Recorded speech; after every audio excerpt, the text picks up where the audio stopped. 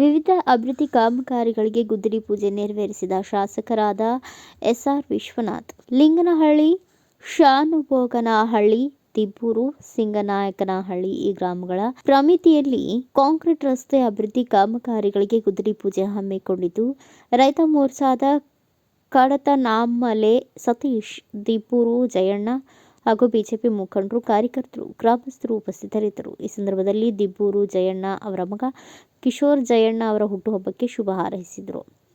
Bureau report Balaji V, Bharat Vaibhav news, ಲಿಂಗನಹಳ್ಳಿ.